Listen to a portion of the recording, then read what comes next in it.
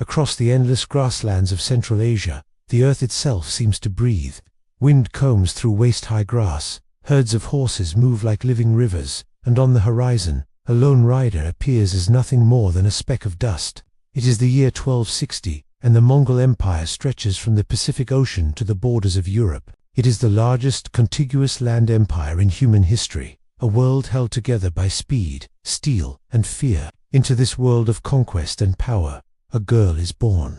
Her name is Khutulun, often translated as Bright Moon, and from the moment she takes her first breath, her life is bound to a dynasty that has already changed the world. Her father is Kaidu Khan, a powerful ruler in Central Asia and a direct descendant of Genghis Khan himself. Her grandfather is Gadai, the third great Khan, the man who carried the Mongol armies deeper into Europe than any conqueror before him. Kutulun is born into what the Mongols call the Golden Family, the bloodline that rules from the steppes. She also happens to have 14 brothers, 14 princes who, by every tradition, should inherit power, command armies, and carve their names into history, while she fades into the background, a daughter destined for a political marriage, a bargaining chip to secure alliances, a quiet figure in the shadow of men. That is the script Mongol noblewomen are expected to follow. But this family and this daughter are not interested in following scripts. Kaidu is not a typical father.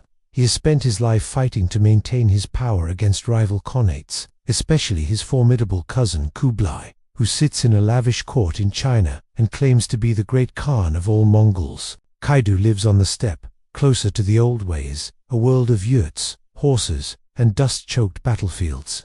He understands something simple and brutal. Survival doesn't care about gender. Arrows don't turn aside for sons and strike daughters instead. Either you are strong enough to endure this world, or you are not. So when Kutulun is old enough to walk, he does something that shocks the Mongol court. He trains her like a son. From childhood, Mongol children learn to ride before they can properly run. A toddler is tied into a saddle, allowed to sway with the movement of the horse until their body understands the rhythm. They learn to shoot arrows from horseback at speed, to twist and turn and keep their balance as they loose shafts at targets that blur past them. They learn to endure weeks with nothing but dried meat and mare's milk, to sleep in the open, to ignore hunger, cold, and pain. Weakness is not a flaw here, it is a death sentence. Kutulun is thrown into that same forge, standing shoulder to shoulder with her brothers. Only for her, there is an extra weight. Every stumble, every bruise, every failure is another reason for someone to say, "See, a girl cannot do this." Every time she falls, she has to get back up just to prove she belongs. She doesn't just get back up, she dominates. By the age of 10, she rides harder than boys twice her age, leaning low over the neck of her horse as if she were born there. By 12, she can hit targets at full gallop with frightening accuracy. In a culture that already produces some of the greatest horse archers on earth, she is remarkable even by Mongol standards. And then there is the wrestling. Wrestling is sacred to the Mongols. It is not a game played on weekends. It is a ritual, a test of strength, skill, and honor that sits alongside horse racing and archery as one of the three manly sports of the steppe. Victors are celebrated. Losers are not humiliated, but they are clearly marked as lesser. Boys grow up knowing that if you can throw another man to the ground, you have proved something essential about yourself. Kutulun enters this world that was never meant for her, and quickly makes it hers. Imagine the training ground outside Kaidu's camp, a wide, trampled circle of earth, ringed by warriors and brothers, the air thick with sweat, dust, and the sound of bodies colliding. Men practice holds, grips, and throws, their heavy wrestling vests creaking as they strain against each other. In the center, a teenage girl moves like a storm. Kutulun doesn't just rely on brute strength, she studies leverage, angles, the way a body shifts when it commits to a movement.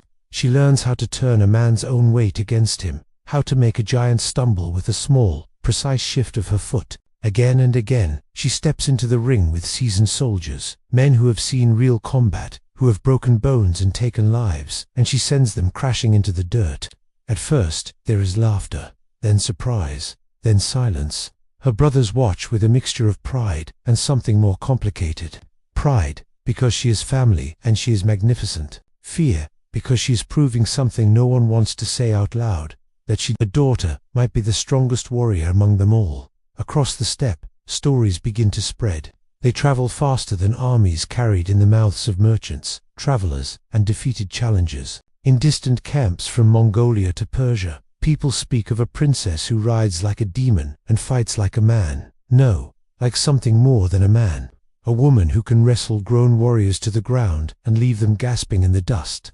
As Kutulun approaches adulthood, her reputation becomes impossible to ignore. In a world where marriages are weapons, her hand is suddenly one of the sharpest blades her father possesses. Suitors begin to arrive at Kaidu's camp, princes seeking alliances, generals hungry for status, wealthy men with herds and silver to offer.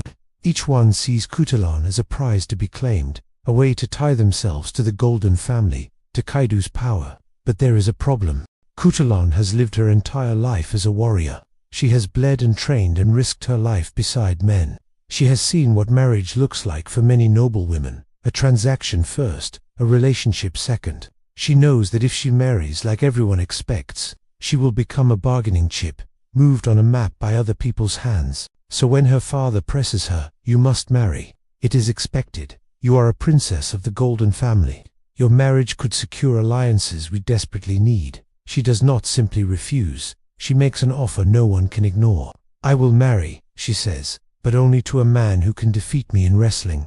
And every man who challenges me and loses must pay me 10 horses. For a moment, the court is stunned into silence. This isn't just a bold condition. It is a direct challenge to the very structure of their world. Wrestling, the sacred test of manhood, will now decide not only honor, but marriage. A princess is placing herself on the wrestling ground as an equal to any man in the empire.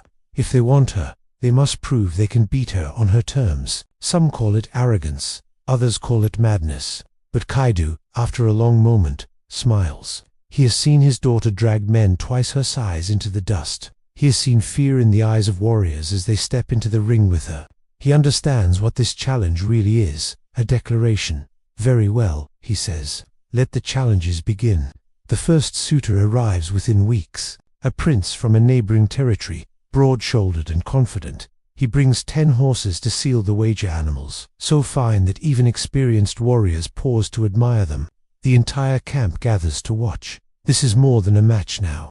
It is a test of Kutulun's audacity, of Kaidu's judgment, of whether this whole idea is a joke or the beginning of something dangerous. The match lasts less than 2 minutes. Khutulun moves like lightning. A feint, a shift of weight, a twist that looks almost casual, and suddenly the prince is face down in the dirt, his arm bent behind his back in a hold that makes him howl. The crowd erupts. Khutulun stands, barely breathing hard, and claims her 10 horses. The second challenger comes, then a third, then a 10th. Some are skilled wrestlers, some are powerful men who believe raw strength is enough. Others arrive having studied her previous matches, convinced they have found some weakness in her style. It doesn't matter. One by one they fall. 10 horses become 100. 100 becomes hundreds more. Marco Polo, the Venetian traveler who will later write of her, claims she eventually accumulates over 10,000 horses from defeated suitors. But in these early years, as the line of hopeful husbands grows, and the herd swells on the open plain, something bigger than a fortune in horses is taking shape. Each match is a statement. Each defeated man is a message to the empire. Kutulun is not property to be traded. She is a warrior. She will choose her own fate, and if anyone wants to challenge that, they can step into the circle and try. And somewhere on the horizon, as word of her victories spreads from campfire to campfire, a man is already preparing to do exactly that. A champion whose arrival will turn a personal vow into a legend that will echo for centuries. For most warriors, 1 victory is remembered, 2 are celebrated, and 10 become the stuff of campfire stories. Kutulun's victories number in the hundreds, so many that elders begin to lose count, so many that even her brothers start to speak of her with a mixture of pride and superstition. Word spreads across the steppes like wind-driven fire. In distant Khanates, soldiers tell exaggerated tales about a Mongol princess who fights like a thunder god wearing the body of a woman. And then come the horses, 10 from the first suitor, 20 more from the next 2, hundreds from the dozens that follow. Herd after herd begins to coat the plains around Kaidu's camp, creating a shifting sea of muscle and movement. To outsiders, it looks less like the household of a single princess, and more like the portable wealth of a minor Khanate. Even Marco Polo, who traveled through these lands decades later, could not ignore it. He would write that Kutulun eventually captured more than 10,000 horses, a detail that astonished European readers who barely understood the Mongols' relationship with horses in the first place. For the Mongols, a horse is not an animal. It is food, transport, weapon, companion, currency, power. A man with 10 horses is comfortable. A man with 50 is wealthy. A woman with thousands is a force of nature. Soon, Khutulun's wrestling matches become spectacles. Entire caravans pause their journeys to witness them. Nomadic families travel for days to attend. Warriors on patrol beg their commanders for a few hours leave just to see the bright moon, who breaks princes. Betting circles form. Storytellers gather each evening to recount each throw in poetic detail. The entire Mongol world begins to treat her matches as both entertainment and prophecy, a test of who deserves to marry into greatness. Still, no one wins. Some men come with humility, others with swagger. Some pray to the spirits before stepping into the circle. Others boast loudly, only to be silenced by a sudden crash of dust and bone. The outcome is always the same. Kutulun standing firm, her opponents sprawled in the dirt. And then, he arrives. A warrior so notorious that rumors of him outrun his caravan. The stories call him many things: the champion of champions, the bull of the steppes, the man who cannot fall. Some say he has beaten more than 500 opponents. Others insist he trained in Persia, borrowing the techniques of professional wrestlers who studied leverage and submission holds like science. He is said to carry the strength of 10 men, with shoulders broad enough to block out the sun. When he finally approaches Kaidu's camp, it is not subtle. Banners flap in the wind, each one painted with symbols of his victories. His guards drum their arrival, their horses armored in gleaming plates. He brings not 10 horses, not 20, but 100, each one hand-picked, a gesture of absolute confidence or absolute arrogance. The camp gathers. Even Kutulun's brothers stand shoulder to shoulder at the edge of the wrestling ground, their eyes fixed on the challenger. There is a sharp edge of fear slicing through their anticipation. For the first time in years, they wonder if their sister might actually lose. The challenger steps forward. He is enormous, a man carved from granite, his shadow heavy on the ground. He bows with formality, but his smile carries the smug assurance of a man who has never faced defeat. He has waited his entire life for a match like this. The day of the match feels like the beginning of a new era. Warriors who have never agreed on anything suddenly stand as equals, every eye focused on the wrestling ground. Even the horses seem too quiet, their restless shifting subdued by the tension. The challenger enters first, performing the traditional eagle dance, arms spread, chest out, movements sharp and controlled. His steps are precise, powerful, honed by a lifetime of training. Each motion declares, "I am the hunter. I have never been prey." Then Kutulun steps into the circle. The crowd stills. No cheers, no shouts, just a collective intake of breath. She wears the same wrestling vest that every male competitor wears, open-chested, sleeveless, exposing the torso to prove honesty and fairness. Her boots dig into the dust. Her posture is calm, controlled, almost serene. She performs the eagle dance as well, but her movements differ. Fluid instead of forceful, precise instead of showy. The contrast is unmistakable. He is a storm. She is a blade. They circle each other, boots grinding grooves into the earth. 1,000 breaths are held at once. Then the challenger lunges. He moves faster than expected for a man of his size. His hands grasp for her vest, the grip that has ended hundreds of matches in his favor. And for a moment, the crowd gasps. He catches fabric. He pulls. Kutulun does not resist. She flows with the motion, letting his momentum drag her forward. It is a maneuver she has mastered, the art of turning strength into weakness. As he yanks her toward him, she drops her weight, pivots on the ball of her foot, and executes a throw so perfectly timed that even trained wrestlers can barely follow the motion. The champion stumbles, just for a heartbeat, just long enough. Kutulun's leg hooks. Behind his, her hands grip his vest, her hips shift. Leverage, not strength, becomes the deciding force. A giant collapses. The sound is thunder. Dust erupts. A silence falls so heavy it could crush the earth. Kutulun stands over him. The undefeated champion lies flat on his back, staring up at the sky, as if the answer to his defeat might be written in the clouds. 30 seconds. That is all it took to end his legend and enshrine hers. The crowd erupts in a roar that seems to shake the distant foothills. Warriors pound their chests, elders cry into their sleeves. Kaidu watches with a mixture of astonishment and pride. Her brothers stand frozen, admiration and fear warring in their hearts. Kutulun helps the champion rise, treating him not as a loser but as an equal who earned her respect. Then she does something unexpected. She offers him a place in her father's army, not as a servant, not as a trophy, but as a respected warrior whose strength she acknowledges. The camp whispers. Some call it mercy, others call it strategy. In truth, it is both. By turning defeated challengers into allies, Kutulun is building something far more valuable than a herd of 10,000 horses.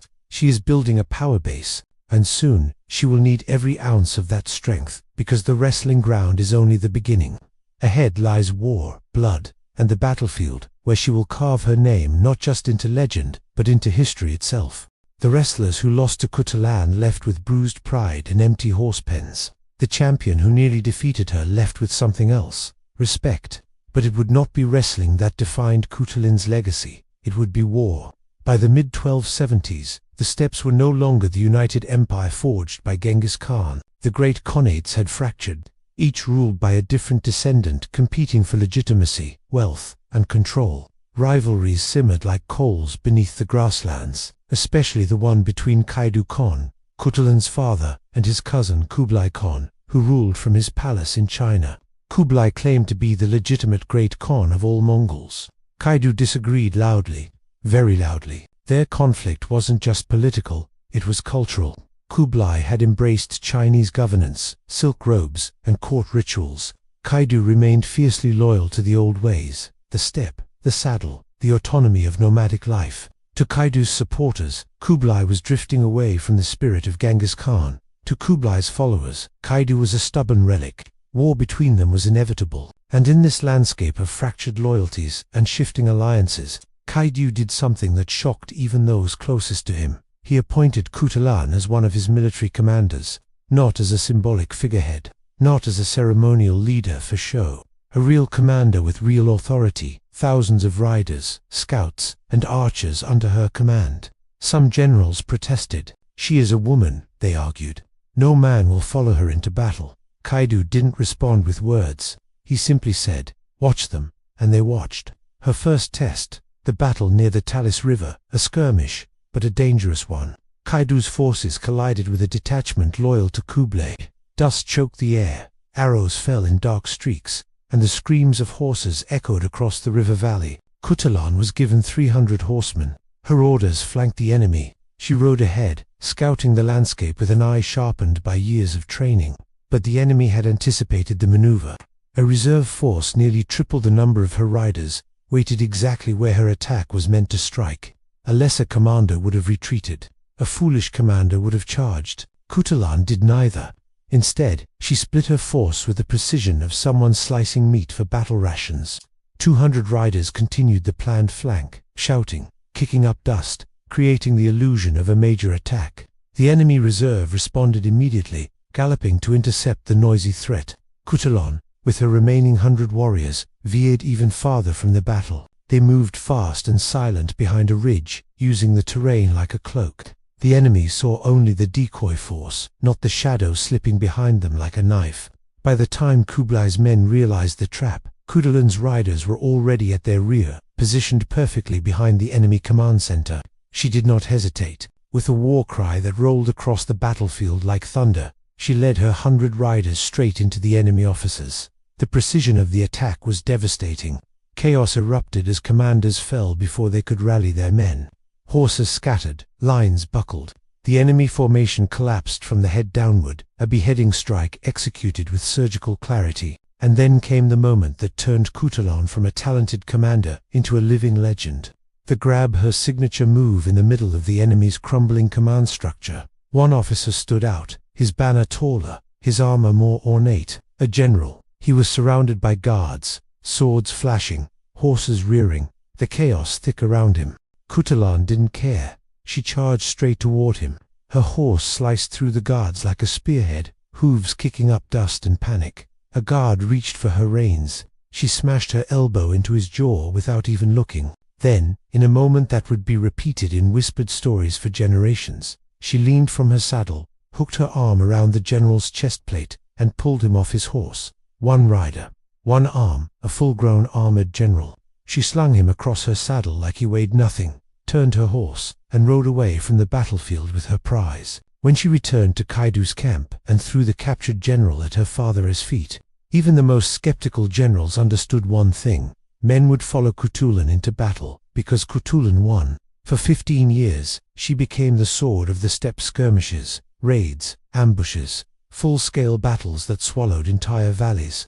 Kutulun fought in them all. She commanded forces ranging from a few hundred riders to whole divisions of the army. She developed a tactical style that was uniquely hers: swift, deceptive, psychologically precise. Mongol warfare was already known for its mobility, but Kutulun elevated it into art. She studied her enemies like prey animals, their habits, their fears, the weak spots in their formations. When a tribe preferred tight cavalry formations, she used dust clouds to blind and scatter them. When an enemy general was overly cautious, she baited him with false retreats. When a unit relied on a strong leader, she targeted that leader with terrifying precision. Her soldiers, hardened men who had spent their entire lives fighting, began to speak of her in reverent tones. Some called her the princess who fights like 10 men. Others, more poetically, called her the shield of the people. Because she didn't just conquer, she protected. The night of the ambush, one incident cemented this reputation forever. During a harsh retreat, a section of Kaidu's army was ambushed. The rear guard, exhausted, under-equipped, far from reinforcements, was being slaughtered. The enemy cavalry pressed relentlessly, smelling blood in the snow. Kutulun could have withdrawn, could have waited for orders, could have protected her elite unit. Instead, she acted with only moments to spare. She gathered every rider she could find, about 2,000 in total, and led a countercharge so violent, so unexpected, that the attackers shattered on impact. Her riders struck once, wheeled around, and struck again from behind. The pursuing army crumbled, stunned by the ferocity of her counterassault. The rear guard survived. From that night onward, her men trusted her with their lives, because they had seen what she was willing to risk everything to bring them home. But greatness has a cost. Kutulun's victories elevated her above her brothers, above most commanders, almost above Kaidu himself. Whispers began to spread. Should she be the next Khan? Should a woman lead us? Could she hold the throne?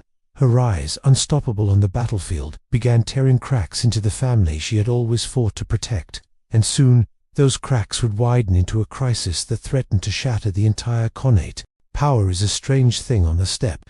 It flows not only from bloodlines and banners, but from reputation, from victories witnessed, from fear whispered around campfires, from the ability to turn the tide of battle with a single decision. And by 1290, Kutulun possesses more of that kind of power than any of Kaidu's 14 sons. For years she has ridden beside her father, facing down enemies that would have broken lesser commanders.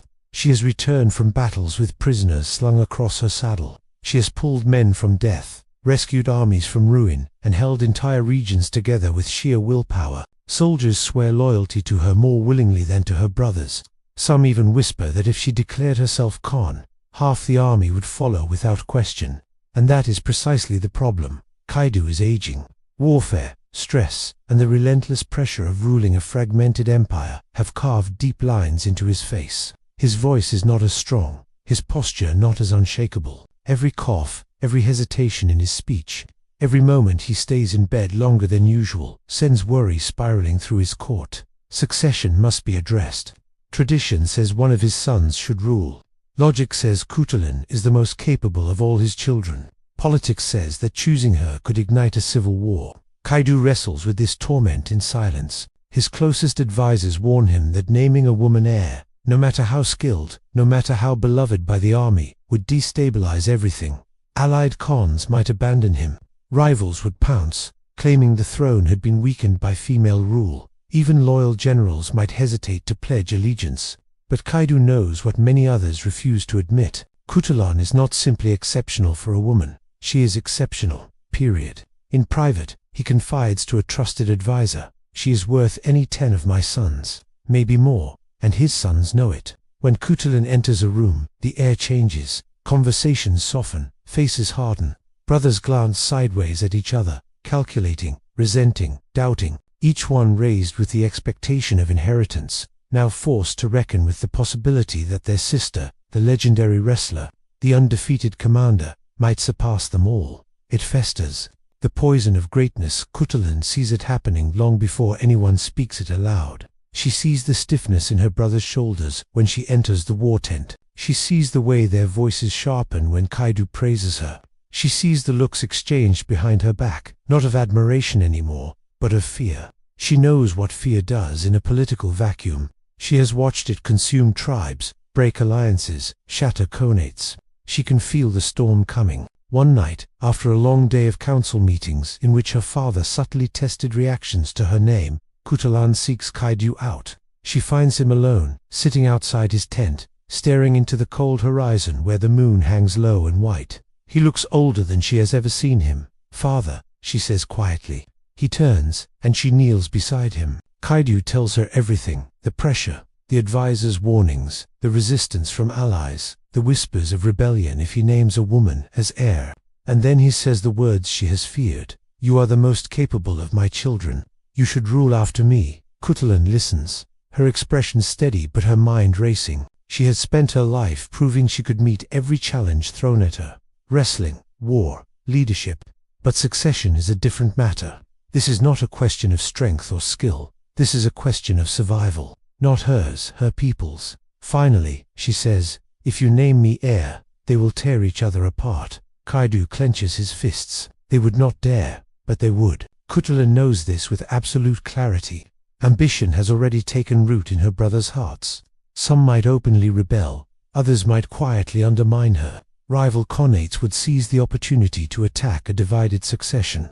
Blood would spill across the steppes like water from a punctured water. "Choose one of my brothers," she says. "One who can hold the tribes together. Not the strongest, the most diplomatic, the most fair." Kaidu stares at her, wounded. "You would give up the throne?" She nods slowly. "I would protect what we built, even if that means giving up what I could claim." It is perhaps the greatest act of leadership of her life. A decision made, not from fear or tradition, but from wisdom, from clarity, from love for her people. But Kaidu, stubborn and brilliant and proud, still hopes there might be another way. The Khan's last days, months pass. The question remains unresolved. Tension tightens around the Khanate like a leather strap being twisted too far. And then Kaidu falls gravely ill.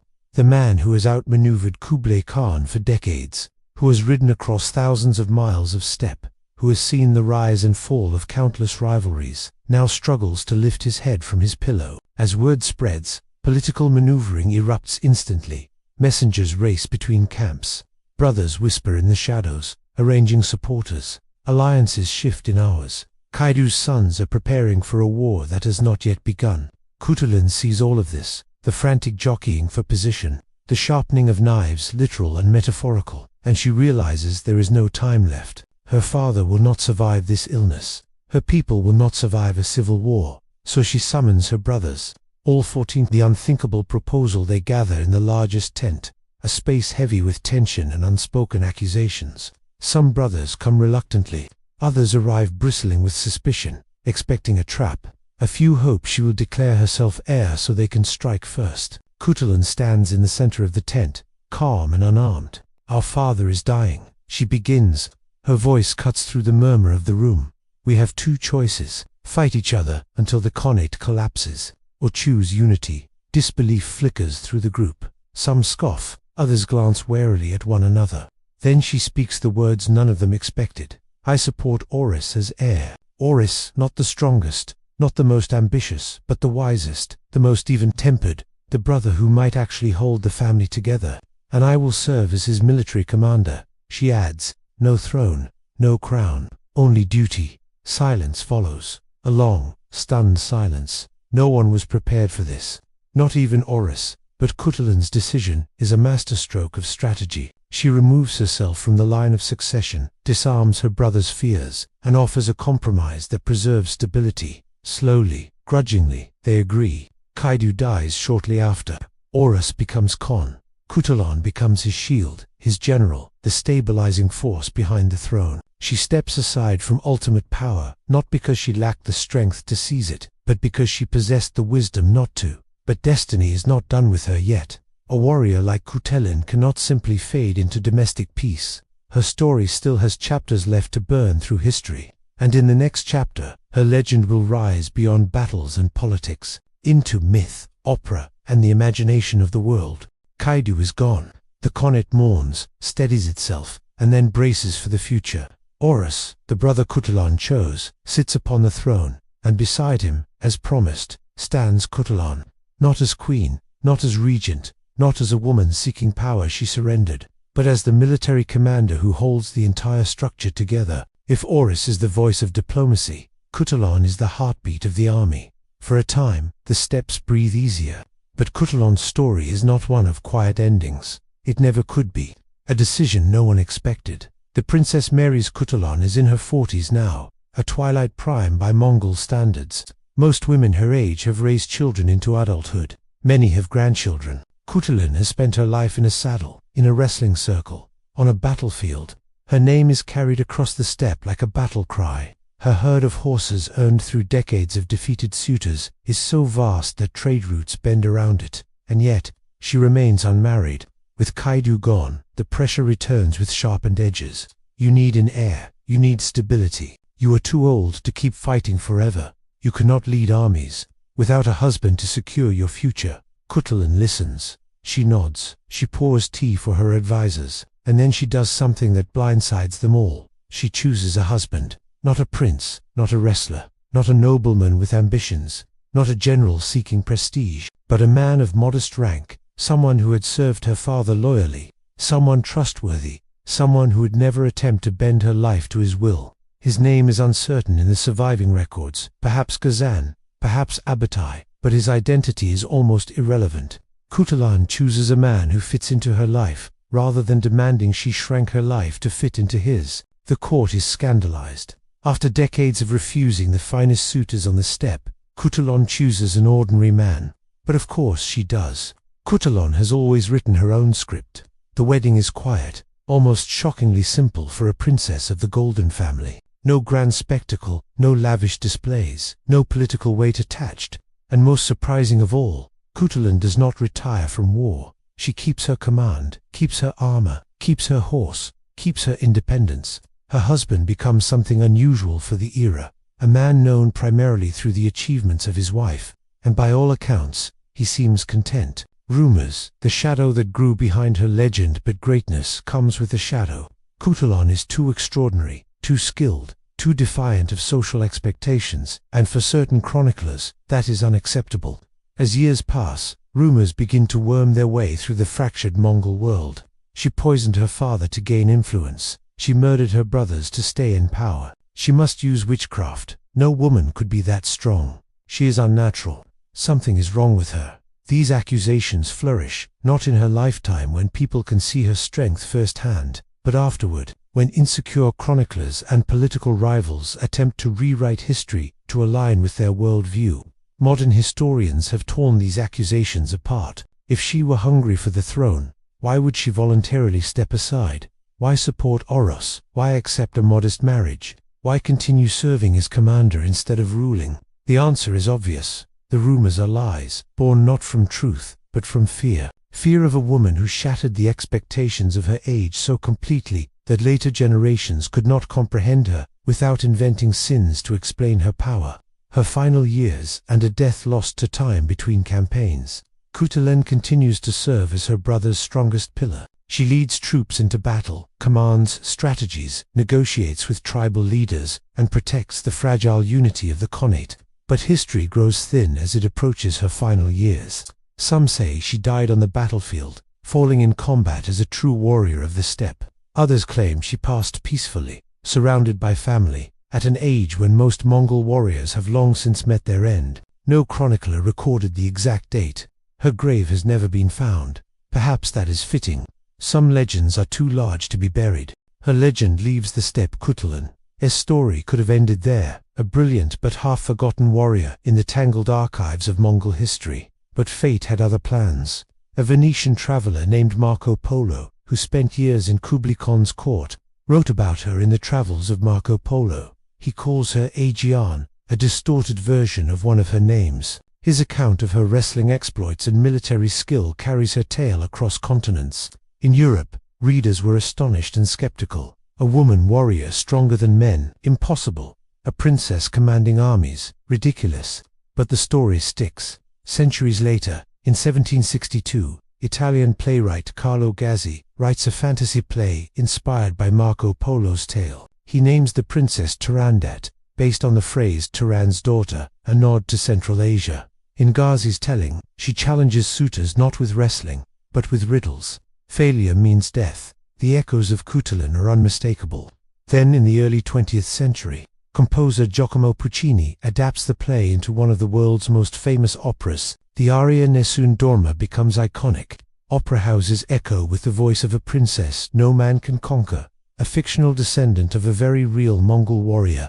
Yet almost no one in those glittering theaters knows the truth of the woman who inspired it. Mongolia remembers. In Mongolia today, Khutulun is celebrated as a national hero. Girls are taught her story with pride. Wrestling tournaments honor her legacy. Scholars analyze her military achievements. Her name is spoken with respect, reverence, and something close to awe. Only recently have historians begun to restore her rightful place in world history, not as a curiosity, but as a critical political and military figure of her era. She proved, simply by existing, that the limits placed on women were illusions. The final lesson of Khutulun, her story, is not one of rebellion for rebellion's sake. It is a story of a woman who became extraordinary, not because she tried to defy the world, but because she refused to let the world define her. She trained because she wanted to train. She fought because she was good at fighting. She led because she was the best at leading. She chose a husband because she chose him, not for alliances, not for politics, but for herself. And perhaps the most radical part of her life is this: she never asked permission.